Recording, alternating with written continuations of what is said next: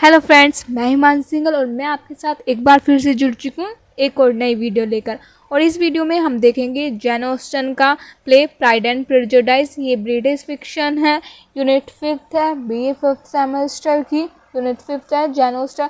सबसे पहले हम इसके जैन ऑस्टन के बारे में जानेंगे, फिर नोवेल का इंट्रोडक्शन, बैकग्राउंड सेटिंग देखेंगे, टाइटल देखेंगे, समरी मैंने आपको स्टोरी क्या है इसकी पहली वीडियो में बता दी है। अगर आपने वो वीडियो नहीं देखी है तो आप पहले उसकी वो वीडियो जाकर देख लें, है ना। और इसमें हम करेक्टर स्केच बताएंगे और सारे क्वेश्चन करा देंगे। तो चलिए वीडियो स्टार्ट करते हैं, वीडियो के एंड तक बने रहना, ठीक है। तो हम देखते हैं बोर्न। सबसे पहले जैन ऑस्टन का बोर्न ही देख लेते हैं। बोर्न ऑन 16 दिसंबर 1775 में हुआ था, स्मॉल विलेज इंग्लैंड के। और ये सबसे छोटी लड़की है 7 चिल्ड्रन में अपने पेरेंट्स की। हर लाइफ वॉज वेरी पीसफुल, उसकी जो लाइफ है बहुत ही शांतिमय रहती है और इवेंटफुल रहती है। वेंट टू द स्कूल, वह सिर्फ स्कूल थोड़े ही समय के लिए जाती है। उन्होंने जो मोस्ट ऑफर अपनी एजुकेशन है अपने फादर से ही ली थी। उन्होंने फ्रेंच, लिटिल इटालियन सीखी और स्टीन स्टिच ETC इन्हें ये सब सीखी है, फ्रेंच, लिटिल इटालियन और सैटिन स्टिच ETC। सी स्टार्टेड राइटिंग, उन्होंने स्टार्टिंग राइटिंग करी है एट द एज ऑफ 20, यानी 20 की एज में उन्होंने लिखना स्टार्ट किया है। Died of consumptions on 18 July 1817, buried at Winchester वोट 6, है ना, सॉरी, बरीड एट विंचेस्टर। उनकी जो बरीड हुई थी विंचेस्टर में हुई थी। रोट 6 नॉवल, उन्होंने 6 नॉवल लिखे हैं। इनके ये जो 6 नॉवल है आप अच्छे से याद रखना, क्योंकि ये 6 नॉवल आपके वेरी शॉर्ट क्वेश्चन में भी आ जाते हैं कि उन्होंने जैन ऑस्टन ने कौन कौन से 6 नॉवल लिखे थे। तो इसे आप याद रख लेना। फर्स्ट है sense and sensibility, pride and prejudice, Mansfield park, ईमा, नॉर्थएंगर एबे और परसेप्शन। फिर हम देखते हैं सेटिंग। इसकी सेटिंग है Hertfordshire, London and Pemberley. Introduction of the novel first publish in 1813, 4 year before her death. उनकी डेथ से 3 साल पहले ये पब्लिश हुआ था, जिसका ओरिजिनल टाइटल फर्स्ट इम्प्रेशन है, but 16 year later published under the title. पर लेकिन 16 साल के बाद वह प्राइड एंड प्रेजुडिस नामक टाइटल से पब्लिश हुई थी। रोमांटिक नॉवल है, इसका point of view third person ओमनिशियंस है, ठीक है। 16 चैप्टर है इसमें total. It is classical love story है। जनरी इसकी मतलब जो शैली है वो रोमांटिक रोमांस नॉवल है, सैटायर है and the novel of manner है, ये इसकी शैली होगी। फिर हमने इसकी समरी भी लिख रखी है, पर लेकिन मैंने आपको समरी पहली वीडियो में बता दी है। अगर आप पढ़ना चाहें तो इसे आप देख सकते हैं। वैसे पहली वीडियो में मैंने आपको समरी बता दी है, आप वही देख लेना। इसमें वैसे डिटेल में और अच्छी दे रखी है, पर लेकिन मैं आपको इसके कैरेक्टर में बताऊंगी तो आपको अच्छे से समझ में आ जाएगा। अगर आपको पढ़नी है तो ये समरी पढ़ सकते हैं आप, मैं नहीं पढ़ाऊँगी इसे, ठीक है। ये मैंने लिख रखी है समरी, अगर आप पढ़ना चाहें तो आप पढ़ सकते हैं। करेक्टर देखेंगे। First of all mister Bennett, जो फादर है बेनेट सिस्टर का। ये 5 बेनेट सिस्टर थी, मैंने आपको बताया था। फर्स्ट जेन, एलिजाबेथ, लीडिया थी, कैथरीन थी। लीडिया सबसे छोटी थी, मैरी, कैथरीन, लीडिया, ऐसे थी ये। मिस्टर बेनेट हेड है, इंडिफरेंस, वो उदासीन रहता है, मतलब उसे कुछ नहीं पता था उसकी फैमिली में क्या चल रहा है और उसका ज़्यादा ध्यान भी नहीं रहता है उसकी तरफा, ठीक है। जब उससे एलिजाबेथ कहती है कि लीडिया ज़्यादातर जो वो सैनिक नहीं था विकम, है ना, उसके साथ घूम रही है, उसे लीडिया को समझाओ, तो उसने कह दिया था ये खुद समझ जाएगी, अब इतनी बड़ी हो रही है मुझे, मतलब वो उदासीन रहता है, उसने कुछ एक्शन नहीं लिया था, वो उदासीन रहता है इसकी तरफा। वो ज़्यादा अपनी फैमिली को देख रेख नहीं करता, उसका ज़्यादा ध्यान नहीं रहता, बस अपने मन रहता है, ये इसमें दिखाया है। इतना ज़्यादा करने की ज़रूरत नहीं है। मिस्टर बेनेट फादर है, बस इतना ध्यान रख लेना, इतना लिखने की कोई ज़रूरत नहीं है। फिर मिसेस बेनेट, ये मदर है, वाइफ ऑफ मिस्टर बेनेट की है। फुली टॉकेटिव है, मतलब ज़्यादा बातों नहीं है, बात करती रहती है। चाइल्ड लेडी है, उसका जो बस एक एम था कि उसकी जो सारी डॉटर हैं सेटल हो जाए, मैरिज, उनके अच्छी फैमिली में शादी हो जाए, ठीक है। उनकी सबसे बड़ी बेटी है जेन ऑस्टन, वो जो ब्यूटीफुल, अट्रैक्टिव, स्वीट टेम्पर्ड होती है, फेथफुल होती है, पेशेंट होती है, मोडेस्ट होती है। जेन ऑस्टन लव करती है बिंगले से, बिंगले फैमिली का जो लड़का होता है बिंगले से वे लव करती है। और न ही उसे कभी बताती है, never tell her love and keep it conceal, और अपने मन में ही रखती है। Eliza Jane are a pair of sensible sister, the romance of Jane is like a calm river flowing smoothly. जो रोमांस ऑफ जेन है वो एक शांत रिवर की तरह है जो स्मूथली फॉलो कर रही है, बह रही है। रह जाता है हमारा Elizabeth Bennet, heroine of the novel है, charming, second daughter of the 5 Bennet है, सिस्टर, कॉन्फिडेंट है, गुड सेंस ऑफ ह्यूमर है, मोस्ट सेंसिबल है ऑफ ऑल सिस्टर में, डिफरेंट फ्रॉम हर सिस्टर, अपनी सिस्टर से अलग है, सेल्फ कंट्रोल्ड है, सेल्फ डिसिप्लिन है, नेचर की है। सी मैरिड डार्सी, वो डार्सी से शादी करती है। रोमांस ऑफ एलिजाबेथ, जो रोमांस ऑफ एलिजाबेथ है लाइक अ स्टॉर्मी सी, मतलब एक तूफान की तरह, समुद्र के तूफान की तरह है, विद ट्रूबुलेंट टाइड ऑफ, जो उपद्रव फैलाते रहते हैं समुद्र में, उसकी तरह है। तो इसमें बताते हैं इसका तो शांत रिवर की तरह है, इसका एक समुद्री तूफान की तरह इसका रोमांस है एलिजाबेथ का। She is the most intelligent of her sister, वो अपने सभी सिस्टरों में मोस्ट इंटेलिजेंट होती है। Her admirable quality, she is tincture of admirable quality, उसमें बहुत सारी एडमायरेबल क्वालिटी है। She is lovely and clever, lovely clever है। सी इज़ ब्रिलियंट टॉकेटिव, वो बात करने में वो ब्रिलियंट है। टू एवर स्ट्रेंजर, किसी भी स्ट्रेंजर से। She is honest, virtuous and witty है। Her outward appearance is not strong enough, जो उसका आउटवर्ड मतलब वो इतनी देखने में सुंदर नहीं होती है like Jane Austen, Jane Austen ज़्यादा सुंदर होती है। In the striking enough to attract Darcy, कि वो डार्सी को अट्रैक्ट कर सके। बिंगले, तभी तो डार्सी उसे कह देता है जब क्या था, बिंगले उससे डार्सी मतलब एलिजाबेथ के साथ डांस करने को कहता है डार्सी को, तो डार्सी उससे बिंगले से कह देता है कि वो इतनी सुंदर नहीं है, हैंडसम नहीं है कि वो मुझे टेम्प्ट कर सके। She is not handsome enough to tempt me, उसने ऐसे कहा था। देखिए ये भी लिखा है, she is tolerable but not handsome enough to tempt me, ये दे भी रखा है तो आप इसे लिख भी लेना, ठीक है। ये देखो, Bingley close friend mister Darcy look upset, Bingley suggest him to dance with Elizabeth, वे एलिजाबेथ से डांस करने को कहते हैं, ये फिर उसने कहा था। ये कोटेशन है तो देख लेना, आप अच्छे से कर लेना। Just once after some time, और कुछ समय बाद mister Darcy feel a deep attraction, कुछ समय बाद ही जो डार्सी है उसके साथ डीप अट्रैक्शन फील करता है टू एलिजाबेथ के प्रति, calm patiently intelligently, her sense of superiority. She overcome mister Bingley conventions with Darcy and learn how Darcy has a, ये आप खुद कर लेना, ख्याल है ना। A courage lady and self respect, वो करेज लेडी है और अपने सेल्फ रेस्पेक्ट है, ये हेडिंग है, आप देख लेना, खुद पढ़ लेना इसे, कहाँ तक पढ़ाऊँ मैं, ये है ना, ये हीरोइन है इस प्ले की, तो इसे आप अच्छे से कर लेना। चलो मैं बता ही देती हूँ। She overcome mister Bingley convention with Darcy and learn how Darcy has undervalued, वो जान लेती है कि उसे डार्सी कैसे अंडर वैल्यू कर रहा है, कम आंक रहा है। हर सेंस ऑफ सुपीरियरिटी, उसकी जो सेंस ऑफ सुपीरियरिटी हर्ट करती है, उसे बुरा लगता है। सी फेम्स परमानेंट, उसने फिर एक परमानेंट ओपिनियन बना ली थी डार्सी के करती कि वो एक प्राइड मैन है, मतलब जो घमंडी इंसान है। Darcy that is a proud enough to be reject, कि वो इतना घमंडी है कि मुझे उसे रिजेक्ट कर सकती हूँ। Elizabeth is proud of her ability, Elizabeth को अपनी एबिलिटी पर प्राउड था। टू जज ट्रू करेक्टर, कि वो किसी भी करेक्टर को, किसी भी इंसान को एक ही ग्लास, एक ही नज़र में आंक सकती है वो कि कैसा इंसान है। व्हेन सी मीट विकम, जब वह विकम से मिलती है, and from him hears so much against Darcy, और फिर जब विकम से वो हियर्स, वो बहुत ही कुछ अगेंस्ट सुनती है डार्सी के, तो उसका प्रेजुडाइज है जो उसके मान लगाती है वो स्ट्रॉन्ग हो जाता है। She takes Wickham for a gentleman, और वह विकम को एक अच्छा इंसान समझती है और डार्सी को एक विलन के प्रति विलन समझती है, विलन, और सोचती है कि वही रिस्पॉन्सिबल है विकम की लाइफ को रुइन करने का, ठीक है। ये करेज लेडी और सेल्फ कॉन्फिडेंस ये बता दिया है, आप इसका करेक्टर लिख लेना। ये देखो मैं आपको दिखा रही हूँ दोबारा से, इसका आप करेक्टर लिख ही लेना। एलिजाबेथ है, हीरोइन है, एलिजाबेथ और डार्सी, दो करेक्टर दिखाऊंगी, इनका तो आप ज़रूर लिख लेना और इनके नाम लिख लेना।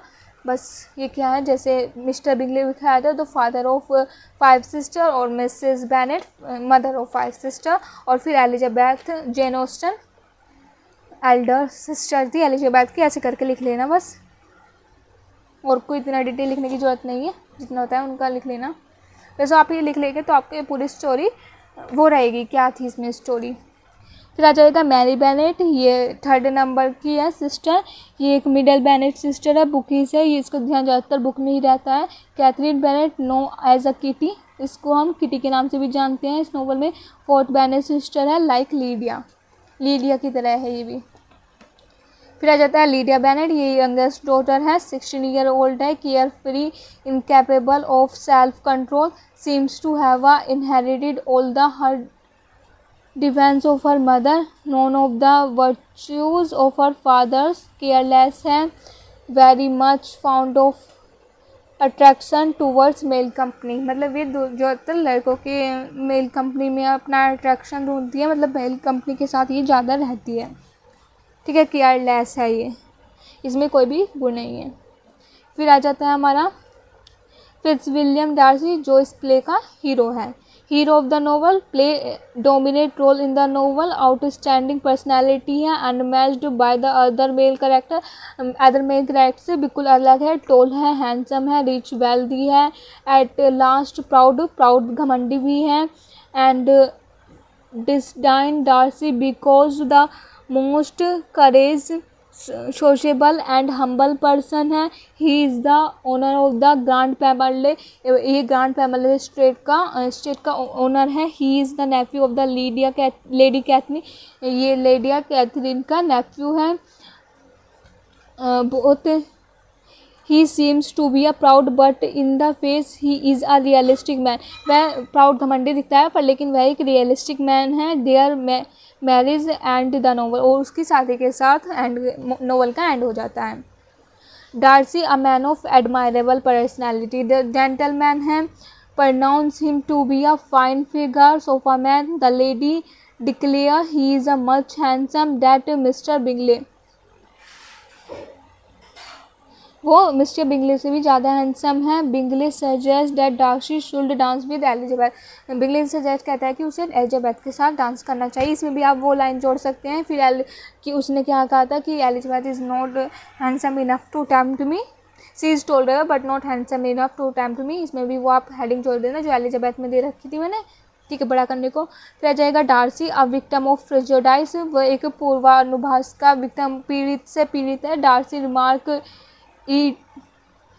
irritates Elizabeth, who developed dislike to Darcy. She takes him for an extremely ill-mannered, वो उसे समझते हैं कि वो बहुत ही ill-mannered है। Man suffering from pride, जो घमंडी है, but his formations of prejudice against Darcy is baseless, पर लेकिन जो उसका फॉर्मेशन है प्रेजुडाइज, वो जो एलिजाबेथ उस पर पूर्वानुमान करती है वो बेसलेस था, उससे कोई आधार नहीं था। For just after some time, कुछ समय बाद, विद फ्रीक्वेंट मीटिंग, कुछ मीटिंग के बाद, एट अ सोशल फंक्शन में mister Darcy feel a deep attraction to Elizabeth charm, फिर वो एलिजाबेथ से प्रेम करने लगता है। Darcy a man of rational attitude, Darcy क्या है, एक मैन ऑफ रैशनल एटीट्यूड है। He believes in self observations, जो लव करता है सेल्फ ऑब्जर्वेशन से करता है एलिजाबेथ का। When Jane visit the Bingley family, she is caught in a heavy rain, जो जब जेन ऑस्टन जो विज़िट करने गई थी बिंगले फैमिली को, मतलब बिंगले फैमिली ने जेन ऑस्टन को डिनर पर बुलाया था, तो वो उसे तब भारी बारिश हो रही थी, तो वो उसे कफ हो गया था, कोल्ड हो गया था, फीवर हो गया था, तो इसके देखने के लिए फिर वहाँ पे एलिजाबेथ गई थी। तो at force her stay in Netherfield, क्योंकि वो अब उसे कोल्ड हो गया था तो फिर वो नीदरफील्ड में ही रहने के लिए कुछ देर के लिए वहीं पर रहने के लिए मजबूर थी। In order to attend Jane Austen, उसे ऑर्डर करने के लिए फिर जैन ऑस्टन पैदल ही चलकर मडी एरिया में, वहाँ पर मिट्टी हो रही थी, तो वहाँ पे पूरा लॉन्ग रास्ते को कवर करके वो वहाँ तक पहुँची थी विद द सॉलिड ड्राइव, उसकी सारी ड्रेस व्रेस में मिट्टी लग गई थी। A strange conditions in which are ridiculous, जिसे देखकर मिस बिंगले सीजा रेडिकुलर मतलब वो हंसी का पात्र बनी थी बाय मिस बिंगले, मतलब जो मिस्टर बिंगले नहीं था उसकी बहन मिस बिंगले के द्वारा मतलब वो हंसी का पात्र बनी थी, उसका मजाक उड़ा रही थी miss Bingley. Charles Bingley sister, ये चार्ल्स बिंगले की सिस्टर है, बट अब अप्रिसिएटेड बाय डार्सी, पर लेकिन डार्सी द्वारा अप्रिसिएट की गई थी। इन हर स्वीटेड सॉलिड, उसकी पसीने में और सॉलिड फेस को देखकर ही मेक्स हर पेशेंस, वो her patient and devotion to ill sister, वो जानता है कि उसका पेशेंस और डिवोशन टू सिस्टर की सिस्टर के प्रति समर्पण कि वो यहाँ पे आई है। He pay much attention to Elizabeth, वह एलिजाबेथ पर अब ज़्यादा ध्यान देने लगा। इनको in a common talk when she shows her interest in read book, जब वो देखता है कि इसका जो इंटरेस्ट है वो रीड बुक को पढ़ने का है। वाइल मिस बिंगले, जो वो मिस बिंगले थी अपना टाइम वेस्ट करती थी प्लेइंग कार्ड्स खेलकर, हर marks her intelligent and become her admire when she talk about her concept of an accomplished lady। ठीक है, फिर आ जाएगा Darcy a man of plain dealing. Darcy with his cousin Fitzwilliam visit lady Catherine and meet Elizabeth, वे जो Elizabeth से मिलते हैं वो पेम्बरले हाउस में मिलते हैं। Both the youngest take great interest, दोनों उसमें इंटरेस्ट लेने लगते हैं एलिजाबेथ में, and make a number of visit to a Collins home. Darcy, a man of principle, it is not important for him if his proposal is accepted or rejected, but it is an important that he is falsely alleged by Elizabeth। ये important नहीं था कि Elizabeth उसके लिए मतलब वो proposal रखेगा कि वो उसे हाँ कर देगी या नहीं कर देगी डार्सी के लिए, पर लेकिन जब उसने एलिजाबेथ ने उसे फाल्सली मतलब उस पर आरोप लगाया था तो उसे फिर बुरा लगा था। He has not committed Darcy, जो डार्सी ने कराया ही नहीं था, वह फिर तब तो कुछ भी कहे बिना चला गया था without saying any word, but shortly after, पर लेकिन कुछ समय बाद ही कम्स बैक, वह वापस आया and hand over a letter to her, और उसे एक लेटर दिया। He admit that he ask Bingley to deep distance, वो कहता है वो उसमें एडवांस वो स्वीकार करता है कि उसने कहा था बिंगले को कि वो डीप डिस्टेंस रखे, जेन से मतलब दूरी बनाए रखे, only because he thought their love was nothing, क्योंकि वो सोचता था कि उनका लव कुछ नहीं है more than temptation, more than temporary attraction, कि उनका सिर्फ वो एक टेम्परेरी अट्रैक्शन है, लव वव कुछ नहीं है, वो ऐसा उसने सोचा था। एज फॉर विकम, जहाँ तक कि विकम की बात है, the son of their ex manager, वो सन था उनके एक्स मैनेजर का। They spent money on his education, उन्होंने उसके एजुकेशन पर मनी को स्पेंड किया था, बहुत सारा खर्चा किया था। And he lived in their family, और वह उनकी फैमिली में रहता था एज अ मेंबर की तरह। But he attempted at employ, पर लेकिन उसने जो काम किया था उसकी जो सिस्टर थी डार्सी को, वो उसे भगाना की कोशिश कर रहा था डार्सी, तो इसलिए उन्होंने उसे भगा दिया था फिर घर से, कुछ पैसे ऐसे नहीं दिए थे। ठीक है, और Darcy a man of self service, he helps the Bennet family without telling about it, वह बेनेट फैमिली की हेल्प करता है बिना कुछ बताए। Elizabeth mister Gardiner inform that Lydia, Elizabeth को पता लगता है कि लीडिया विकम के साथ भाग गई हैं। डिस्कवर्ड एंड, और उसे पता लग गया has been discovered and that Wickham is willing to marry, कि विकम उससे शादी करेगा लीडिया से at the cost of some financial help, जब उसे तुम पैसे दोगे वो तभी लीडिया से शादी करेगा। And Darcy had give the money, फिर उसे डार्सी ने पैसे दिए। And only he pressurised Wickham to money marry, और विकम क्या हो गया, और फिर जो विकम को डार्सी ने ही कहा था कि उससे शादी कर ले, उसे प्रेशर बनाया कि वो तुम्हें उससे शादी करनी है, उसने कहा था फिर डार्सी ने।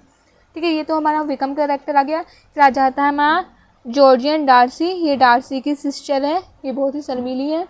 कोलिन फिट्जविलियम डार्सी कजिन है, वेल मैनर्ड है।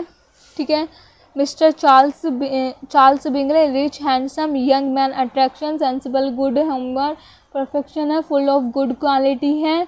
Biggest weakness is that he is too easily influenced है, ही इज़ लव जेन, ये चार्ल्स बिंगले है, डार्सी का फ्रेंड, वो जो जेन से प्यार करता है, ट्रू है, फेथफुल है, इन लव, प्यार में।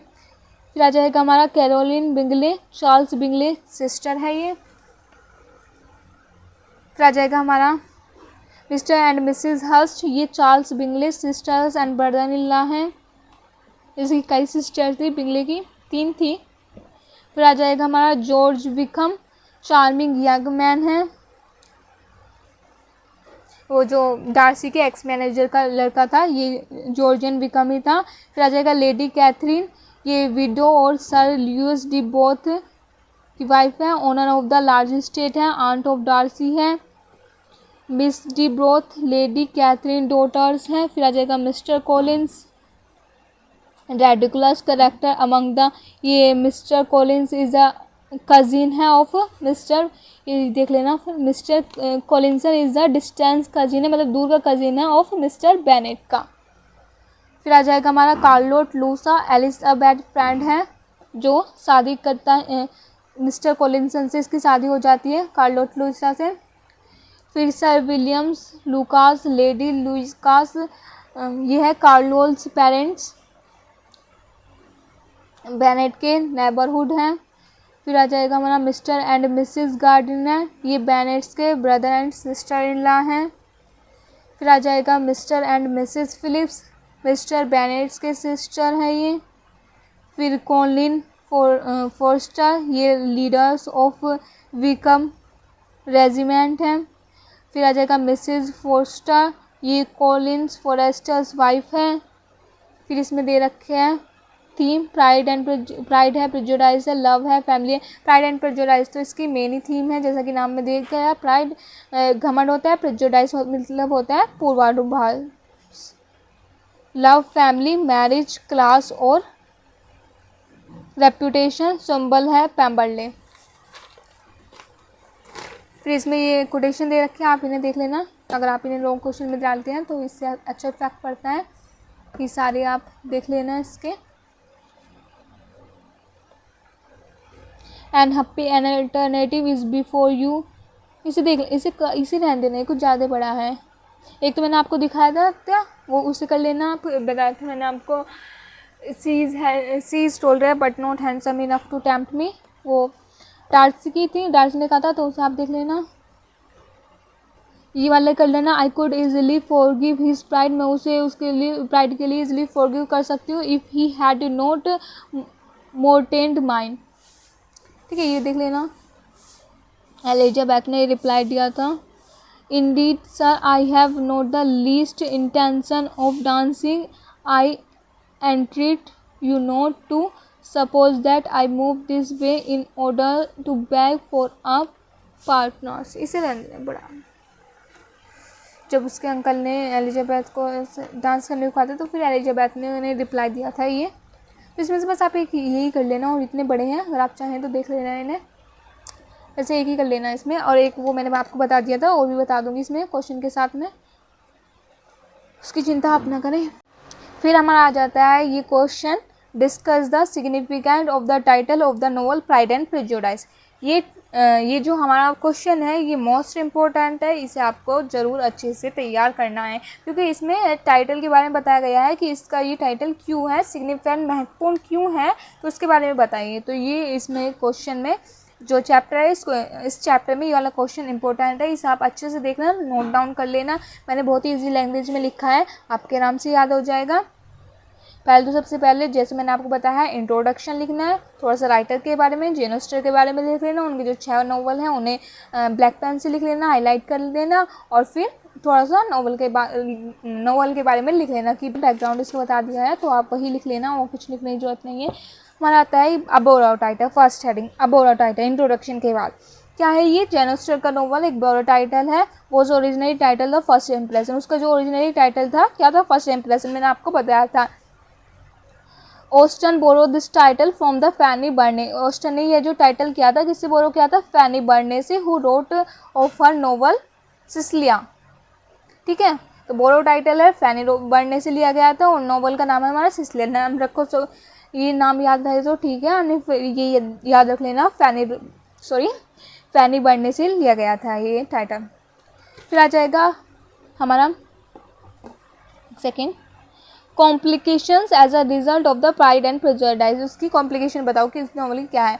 दो the title of the novel is simple, इसका जो टाइटल है नॉवल का सिंपल है, but the complication in the story arise, पर इसकी जो कॉम्प्लिकेशन है, जटिलताएं हैं स्टोरी की, अराइज होती हैं on account of the excess pride of Darcy, Darcy के एक्सेस प्राइड से, मतलब अत्यधिक घमंड से, एंड द ओवरविंग प्रेजुडिस और एलिजाबेथ, और जो अपने आप प्रिजुडाइज मतलब पूर्वानुभाव लगाई थी एलिजाबेथ उससे, यानी डार्सी के घमंड और एलिजाबेथ के पूर्वानुभाव से, अगेंस्ट डार्सी के, डार्सी के खिलाफ पूर्वानुभाव, है ना, क्योंकि एलिजाबेथ ने लगाया था ना पूर्वानुभाव की डार्सी तो बहुत घमंडी है और अच्छा व्यक्ति नहीं है, विलेन है, उसने विक्रम के साथ भी गलत किया है, ठीक है, ये एलिजाबेथ ने लगाया था पूर्वानुभाव डार्सी के प्रति, ठीक है। Elizabeth prejudice is despair, Elizabeth का प्रेजुडिस मतलब पूर्वानुमान जब खत्म हो जाता है, जब वो डिस्कवर करती है about Darcy as a Pemberley house में। Similarly Darcy pride begin to slide, उसी प्रकार जो डार्सी का प्राइड भी खत्म हो जाता है, एज बिगेन टू नोटिस, जैसे वे नोटिस करता है beauty in Elizabeth dark eyes, Elizabeth की डार्क आइज में जब वो ब्यूटी नोटिस करता है, कौन, Darcy. Elizabeth first impression, Elizabeth formed her first impression about Darcy when he refused to dance with her at the Netherfield ball.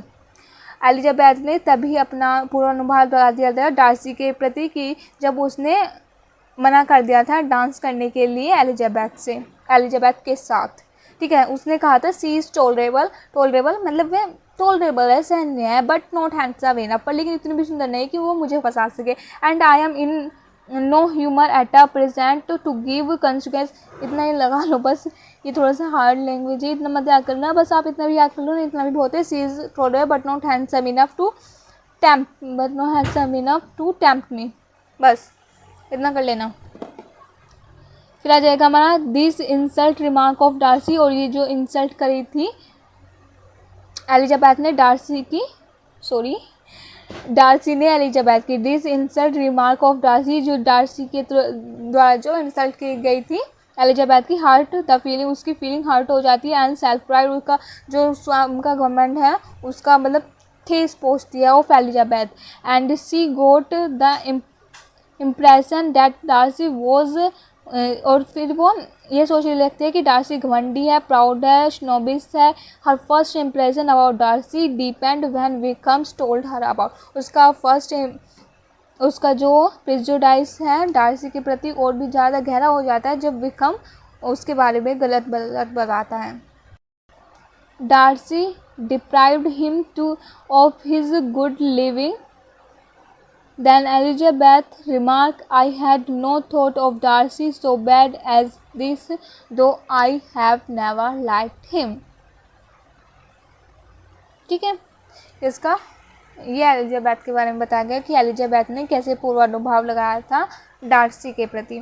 फिर second आ जाएगा हमारा Darcy first impression about Elizabeth. Darcy का first impression क्या था Elizabeth के प्रति, मतलब कैसे उसने पूर्वानुभाव कि मतलब कैसे सोच रहा था कि एलिजाबेथ अच्छी लड़की नहीं है। वैन डार्सी मीट एलिजाबेथ, जब डार्सी एलिजाबेथ से मिलता है एट द नीदरफील्ड बॉल में, ही वॉज लेस इम्प्रेस्ड, वो उससे बहुत ही कम इम्प्रेस्ड होता है विद एलिजाबेथ से, एंड मोर विद जैन से ज़्यादा होता है। He thought she belong to a family of low society, वह सोचता है कि वो लो सोसाइटी से बिलोंग करती है, स्टेटस से उसके पास कोई स्टेटस नहीं है, गरीब है वो। दिस इम्प्रेशन ऑफ डार्सी, और यही impression of Darcy this impression of Darcy depends when Elizabeth stayed with the Bingley during the Jane illness, और यह जो इम्प्रेशन है डार्सी का ये दूर हो जाता है जब वो एलिजाबेथ रुकती है बिंगले के हाउस में, जब वो इलनेस हो जाती है जेन, क्योंकि जेन को डिनर पार्टी में बुलाया गया था और वो जब बहुत बारिश हो रही थी तो उसे कोल्ड हो जाता है, इल हो जाता है, वो बीमार पड़ जाती है, फीवर हो जाता है, तो उसे देखने के लिए फिर एलिजाबेथ आती थी, मतलब उसकी केयर करने के लिए। फिर Darcy admission of his fault, Darcy का admission of his fault, Darcy जैसे अपनी गलतियों को कैसे पता करता है। Darcy prejudice against Elizabeth began to diminish. Darcy का पूर्वानुभाव ऑफ एलिजाबेथ के बिगेन टू डिमिनिश खत्म होने लगता है, मतलब कम होने लगता है। As began to notice beauty, जब वो उसकी ब्यूटी नोटिस करता है in the dark eyes, and as he got opportunity of interaction with her at the Meryton, Hunsford and Longbourn. ये तीनों जगह के नाम हैं। मतलब उसका जो प्रिजुडाइज वो ख़त्म होने लगता है वैन जब वो उसका नोटिस करता है ब्यूटी उसकी डार्क आइज में, एंड गोट अपॉर्चुनिटी, और उसे अपॉर्चुनिटी मिलती है टू इंटरेक्ट करने से एलिजाबेथ के at Meryton, Hunsford and Longbourn. ये तीनों जगह के नाम हैं। When at Hunsford Elizabeth told Darcy, जब एलिजाबेथ डार्सी को बताती है अबाउट हिज वीकनेस, उसकी वीकनेस के बारे में, एंड द इनजस्टिस, और जो उसने इनजस्टिस किया था विकम को लेकर। She had suffered at his hand, he was shocked, और वह शॉक्ड हो जाता है ये सब सुनकर। फिर आ जाता है एलिजाबेथ सेल्फ रिविलेशन। एलिजाबेथ कैसे सेल्फ रिविलेशन होता है, एलिजाबेथ का प्रिजुडाइज अगेंस्ट डार्सी के कैसे डिमिनिश होता है इसमें ये बताया है। वैन एलिजाबेथ हर्ड, बहन जब एलिजाबेथ ने सुनता है डार्सी के बारे में, हैड हेल्प लीडिया, कैसे वो लीडिया की हेल्प करता है, and Wickham in their marriage, और विकम के साथ मैरिज में। ही वॉज हाईली इम्प्रेस्ड, वह बहुत ही ज़्यादा इम्प्रेस्ड हो जाती है विद हिम, उससे at Pemberley. She heard more about Darcy, और उसने पेम्बरले में भी डार्सी के प्रति काफ़ी अच्छा सुना था।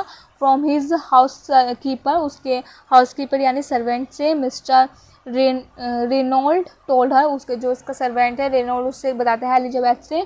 ही इज़ द बेस्ट लैंडलॉर्ड, वो बेस्ट लैंडलॉर्ड है। एंड द बेस्ट मास्टर, और बेस्ट मास्टर है दैट एवर लिव, जो हमेशा यहाँ पर रहे हैं। Some people call him proud, कुछ लोग उससे घमंडी बताते हैं। But I am sure, but लेकिन मैं श्योर हूँ, I never saw anything of it, पर लेकिन मैंने उससे उनमें कुछ देखा ही नहीं। ठीक है। The Pemberley incident open the eyes of Elizabeth, Pemberley का जो घटना है एलिजाबेथ की आइज ओपन कर देती है। एंड शी वॉज सरप्राइज, और वह सरप्राइज हो जाती है to learn how blind she had been, कि वह कितनी ब्लाइंड थी उसके प्रति, मतलब कैसे उसने गलत प्रेजुडाइज किया था उसके खिलाफ। हैड बीन टू डार्सी, दस Elizabeth become free from the prejudice, जब वो फ्री हो जाती है, मतलब ख़त्म हो जाता है उसका पूर्वानुभाव, वो अब उससे अपनी गलती रियलाइज़ हो जाती है अगेंस्ट डार्सी के थे। And Darcy was also humbled himself and revised his opinions about Elizabeth. ठीक है। एलिजाबेथ को भी पता लग जाता है कि वो उसके खिलाफ गलत थी, मतलब वो गलत प्रेजुडाइज लगा रही थी। ये कंक्लूजन है apt title. Thus the title, इस प्रकार ये title of the novel is a quite appropriate, इस प्रकार ये title of the novel quite appropriate है। एंड जस्ट डार्सी, इस प्रकार Darcy was proud and prejudice, Darcy was proud, Darcy घमंडी है, एंड प्रिजुडाइज एलिजाबेथ, और एलिजाबेथ पूर्वानुभाव लगाते। Was also proud of herself and Darcy was proud and prejudiced. Elizabeth was also proud of herself and prejudiced against Darcy. Elizabeth भी जो proud घमंडी थी और अपने लिए एंड प्रिजुडाइज थी अगेंस्ट डार्सी के प्रति। There can be no good relationship between two persons unless they were free from their pride and prejudice. अब दो लोगों के बीच कभी भी कोई अच्छी रिलेशनशिप नहीं हो सकती जब तक कि वे फ्री फ्रॉम नहीं हो सकते प्राइड एंड प्रेजुडाइज से। तो ये इसका टाइटल, अब टाइटल कंक्लूजन हो गया, अच्छे से कर लेना इसे। फिर हमारा नेक्स्ट क्वेश्चन है नेक्स्ट क्वेश्चन अब हम मॉडल की तरफ बढ़ते हैं। इसमें तो बस ये एक ही क्वेश्चन था। ठीक है, अब हम नेक्स्ट क्वेश्चन में मॉडल की तरफ बढ़ते हैं। ये देख सकते हैं आप, unit 5 Pride and Prejudice by Jane Austen. इसमें पहले थोड़ा सा इंट्रो दे रखा है, आप इसे पढ़ सकते हैं। फिर आ जाते हैं हमारे very short answer type question. Who was gen Austen? Jane Austin एक इंग्लिश नॉवलिस्ट है। What kind of woman Mr. Bennet? Foolish woman of uncertain temper है। Mention the name of the 6 novel written by Jane Austen. इसमें फिर से आ गए हैं 6 जो मैंने आपको पहले बताया था। What kind of novel did Jane Austen write? Domestic novel लिखा है, ये डोमेस्टिक नॉवल है। शॉर्ट आंसर टाइप क्वेश्चन आ जाते हैं। Why does Charlotte Lucas marry mister Collins? क्योंकि वो अपनी लाइफ को सिक्योर करना चाहती थी। For not love but just secure her life. Charlotte Lucas Elizabeth की फ्रेंड है और मिस्टर कोलिस मिस्टर बेनेट के कजिन है, दूर के डिस्टेंट कजिन। ठीक है, ये सब पर ये मैंने आपको बता दिया है। How does Charlotte accept Collins marriage proposal?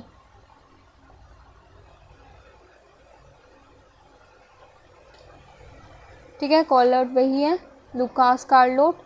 Cues ने एक्सेप्ट किया था just for secure her life. फिर आ जाता है हमारा long question. How far do you agree to call the range of Jane Austen as a 2 inches of irony? 2 inches of irony, ये भी इम्पोर्टेंट क्वेश्चन है, इसे भी अच्छे से कर लेना आप। ठीक है, देख सकते हैं आप, हिंदी इंग्लिश दोनों में दे रखा है। एक ये हमारा क्वेश्चन है जेन ऑस्टन का, प्राइड एंड प्रेजुडिस का। तो ये इंपॉर्टेंट क्वेश्चन है, इसे भी आप अच्छे से कर लें। ये मैंने नोट्स में एक इजी लैंग्वेज में दे रखा है, तो आपको आराम से अच्छे से याद हो जाएगा। इंट्रोडक्शन देख लेते हैं। जैसे कि मैंने बताया इंट्रोडक्शन में, चाहे आप कुछ भी हो, पहले थोड़ा सा राइटर के बारे में और फिर नॉवल के बारे में थोड़ा सा बताएंगे। Jane Austen once describe her writing a little, ये तो बस वही बता देना। और जो आपका जैसे 2 इंचेस यूज़ ऑफ आइवरी लिख रखा है, तो इसमें थोड़ा सा उसके बारे में बताना है बस। फिर हम सीधे टॉपिक की ओर बढ़ते हैं। Explain of 2 inches of Ivory, ये जो क्वेश्चन है तो इसे हेडिंग बनाकर लिख देना। The phrase significantly Austen focus on personal, इसे 2 इंचेस ऑफ आइवरी इसलिए कहा जाता है क्योंकि उनके जो नॉवल हैं ज़्यादातर पर्सनल एक्सपीरियंस पर बेस्ड होते थे। वे बाहरी दुनिया के बारे में उसमें कम दिखाया जाता है, फैमिली कॉन्फ्लिक्ट के बारे में दिखाया जाता था, इसलिए उनके नॉवल को 2 इंचेस ऑफ आइवरी बोलते थे। मतलब वे सिर्फ घर दूरी बातों पर यानी फैमिली मैटर्स पर ही ध्यान देती थी। बाहर जो क्रांति हो रही है या जो बाहर के उस देश में क्या हो रहा है, बाहर क्या क्रांति चल रही है, क्या रिवॉल्यूशन चल रहा है या देश की स्थिति में क्या चल रहा है, उस पर उन्होंने कोई ध्यान नहीं दिया। इन्होंने सिर्फ फैमिली मैटर यानी फैमिली के कॉन्फ्लिक्ट को अपने नॉवल में दर्शाया है, तो इसलिए उनके नॉवल को 2 इंचेस ऑफ आइवरी कहा जाता है। The phrase significantly Austen focus on personal and domestic issues rather than grand और एपिक थीम। उन्होंने ये कहा है कि जो उनके नॉवेल्स हैं वे पर्सनल एक्सपीरियंस और डोमेस्टिक इशू पर फोकस करते थे बजाय कि ग्रांड इवेंट और एपिक थीम के। Her novels revolve around family life, उनके जो नॉवल थे घूमते थे फैमिली लाइफ के around, marriage and social norms in England के। दिस कैन बी सीन, यह आराम से उनके वर्क में देखा जा सकता है। प्राइड एंड प्रेजुडिस, एमा में, where the plot explore relationships, growth, moral choice and ordinary character. इसे हम रीज़न में, हम यहाँ पे इनके फिर दे रखा है रीज़न ऑफ एग्री, क्योंकि उनके नॉवल को क्यों 2 इंचेस ऑफ आइवरी कहा है, इसके क्या रीज़न थे। रीज़न ऑफ एग्री क्यों ऐसा कहा गया है। डिटेल ऑब्जर्वेशंस, ऑस्टन के जो नॉवल थे explored minor details such as character dialogue, क्योंकि उसके जो नॉवल हैं डिटेल करते थे, एम्फोसाइज देते थे, उन पर जोर देते थे। Detail such as character dialogue, मतलब जो उनके करेक्टर की क्या क्वालिटी है, क्या डायलॉग, वो उस पर जाते हुए फोकस देते थे। इसलिए उनके नॉवल को पर्सनल नॉवल या 2 इंचेस ऑफ आइवरी कहा गया है, क्योंकि वे उनके हर एक करेक्टर पर फोकस करते थे, उसका करेक्टर कैसा है। एग्जाम्पल भी दे रखा है in the pride and prejudice, Elizabeth Bennet with conversational with Mr. Darcy reflect her insight into a human nature। फिर आ जाएगा limited setting, her novel really leave the countryside or involve extraordinary events making her range metaphysically as small as 2 inch।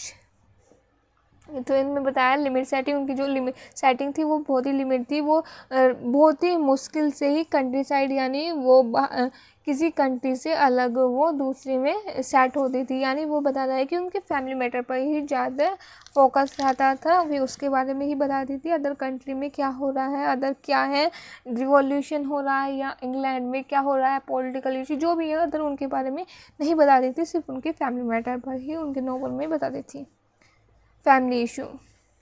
ठीक है, फिर आ जाएगा हमारा third, small range great impact. Austen novel revolve around domestic setting such as ballrooms, drawing rooms and village communities. For example, in Pride and Prejudice, the entire story take place in the small geographical area. Pride and Prejudice में देख सकते हो पूरी जो novel है छोटे से geographical area में फैली हुई है, and revolve around marriage, family and social class, और जिसमें मैरिज, लाइफ, फैमिली और सोशल क्लास को दर्शाया गया है। फोर्थ है हमारा क्रिटिक ऑफ सोसाइटी, इसमें सोसाइटी की आलोचना की गई है। Though her 2 inches of irony, Austen critique the rigid social structure of a time focusing on the struggles of women.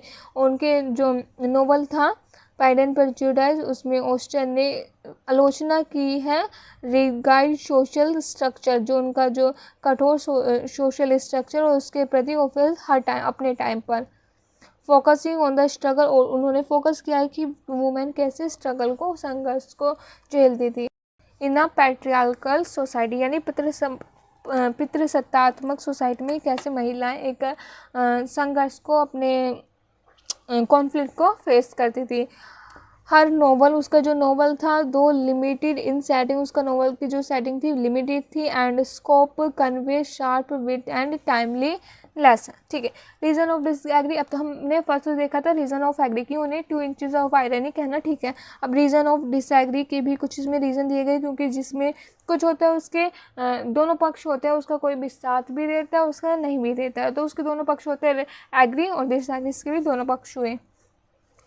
Depth with in the range, although her scope seems limited, यद्यपि उनका जो limited दिखाई देती थी setting, Austin address universal थी, फिर भी उन्होंने यूनिवर्सल थीम को अपने नोवेल में दिखाया है, जैसे लव हो गया, प्राइड हो गया, प्रेजुडाइज हो गया, and morality that's go beyond her range, जो उनके रेंज से पार है। यानी फिर हम उन्हें 2 इंचेस ऑफ आयरनी की नहीं कह सकते, क्योंकि उन्होंने अपनी नोवेल में लव, प्राइड एंड प्रेजुडाइज, ये यूनिवर्सल थीम है, इनको दिखाया है, तो फिर हम 2 इंचेस ऑफ आयरनी यानी उनकी रेंज सीमित थी, फिर हम ये नहीं कह सकते। As Virginia Woolf said, Virginia Woolf ने कहा है, Austen create character more real than the real people we know, कि उन्होंने इतने रियल कैरेक्टर पोर्ट्रेट किए हैं जितना कि हम more than the real people we know, जितना कि हम रियल पीपल को जानते हैं उससे भी ज़्यादा उन्होंने रियल कैरेक्टर को पोर्ट्रेट किया है, क्रिएट करा है। फिर आ जाएगा हमारा सोशल क्रिटिक्स, ऑस्टन सबली critic social norms and class distinctions as seen in Emma and sense and sensibilities. Her insight go beyond the surface level story, इसमें दिखाया है एमा हो, सिम्स एंड, ये इनके नाम हैं, नोवेल के नाम हैं, एमा एंड सेंस एंड सेंसिबिलिटी में वे अपनी गहरी दृष्टि पर गई हैं, मतलब उन भी सरफेस लेवल स्टोरी उन्होंने भी उससे बाहर का बताया है, ये बता रहे हैं ये। तो इसकी 2 आलोचना थी, depth with in the range and social critics.